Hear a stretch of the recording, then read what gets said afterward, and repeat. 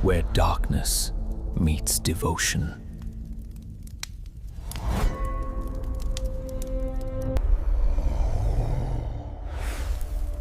काल कुंडली।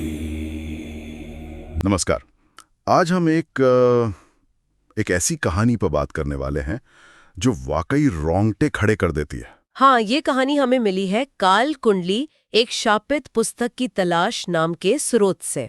और ये एक ऐसी किताब के बारे में है जिसके लिए कहा जाता है कि वो लिखी नहीं जाती बल्कि जन्म लेती है। और मतलब जो भी इसे पढ़ता है उसका अंत उसी में लिखा होता है। कहानी वाराणसी से शुरू होती है ना? हाँ, एक संस्कृत महाविद्यालय। बिल्कुल। वहाँ आरव नाम का एक शोध छात्र है। वो पुरानी पांडुलिपियों को खंगाल रहा था, कुछ खास ढूंढने की कोशिश में। हाँ, और खोजते खोजते वो पहुंच जाता है एक गुप्त मंजिल पर, पुस्तकालय में ही। ऐसी जगह जो अक्सर भुला दी जाती हैं। और वहां उसे मिलता है काला बक्सा, लोहे की जंजीरों से बंधा हुआ, जैसे कोई बहुत खतरनाक चीजों अंदर। और उस पर साफ साफ चेतावनी भी लिखी थी। क्या लिखा था? जो इसे खोले वो अपने भाग्य की रेखा मिटा दे। मतलब सीधी सीधी धमकी। लेकिन ऐसी चेतावनियां तो अक्सर जिज्ञासा को और बढ़ा देती हैं, है ना? हाँ, वही हुआ। आरव ने बक्सा खोल लिया। अंदर उसे मिली एक हाथ से लिखी किताब, काल कुंडली। काल कुंडली, ये नाम ही अपने आप में बहुत कुछ कहता है। हाँ, और ये कोई आम ज्योतिष की किताब नहीं थी। इसमें लोगों की मौत की तारीखें थी। और सिर्फ तारीखें नहीं, मरने के बाद उनकी आत्मा का क्या हश्र होगा, वो सब। सोचिए जरा। और जैसे ही आरव ने उसे खोला, अजीब चीजें होने लगीं। जैसे? कमरे की बत्तियां टिमटिमाने लगीं। एक पुरानी घड़ी थी दीवार पर, वो उल्टी चलने लगी। उल्टी? ओह। लेकिन सबसे डरावनी चीज तब हुई जब किताब का एक पन्ना अपने आप पलटा, हवा से। अपने आप? और उस पन्ने पर? उस पर आरव का नाम लिखा था और आगे लिखा था मृत्यु तिथि, 7वां दिन। 7वां दिन? मतलब सिर्फ 7 दिन की मोहलत? हाँ, एक तरह की डेडलाइन। ये 7 दिन का कॉन्सेप्ट कई पुरानी कहानियां और मिथकों में आता है। बिल्कुल। आरव ने पहले तो शायद सोचा होगा कि ये कोई मजाक है या उसका वहम। वो तंत्र मंत्र के भी जानकार थे, है ना? एक पूर्व तांत्रिक। सही। और प्रोफेसर ने बताया कि ये कोई मामूली कुंडली नहीं, ये एक प्रेत कुंडली है। प्रेत कुंडली? हाँ, मतलब इसे बनाने में नर बलि का इस्तेमाल हुआ था। और ये किताब ये पाठकों की आत्माओं को निगल लेती है। निगल लेती है? हाँ। ये तो बहुत भयानक है। हाँ, ये सिर्फ भविष्य बताती नहीं, उसे कंट्रोल करती है, आत्माओं को कैद करती है। और प्रोफेसर ने एक चेतावनी भी दी थी शायद। बहुत गंभीर चेतावनी।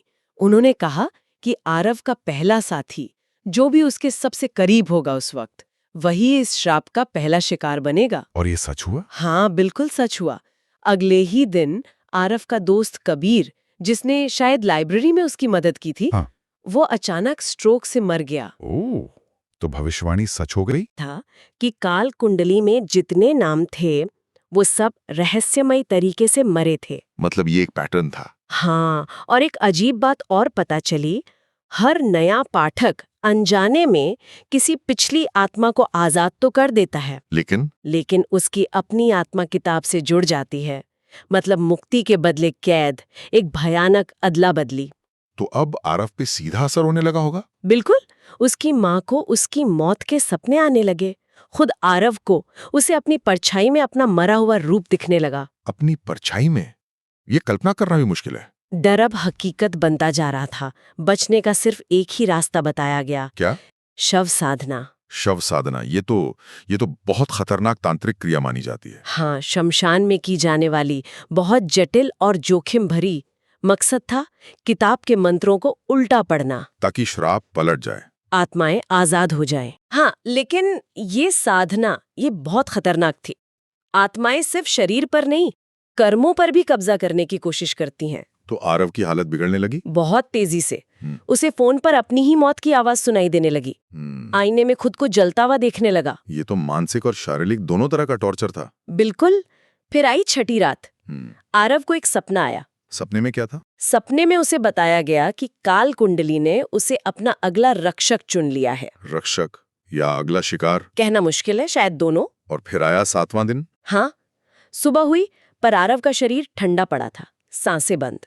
तो वो मर गया? शारीरिक रूप से हाँ, लेकिन उसकी चेतना, उसकी आत्मा, वो किताब के पन्नों में कैद हो गई हमेशा के तो लिए। वो अब किताब का हिस्सा बन गया? हाँ, लेकिन कहानी यहाँ खत्म नहीं हुई। अच्छा। कुछ महीने बीते, एक नई छात्रा आई, अनिका।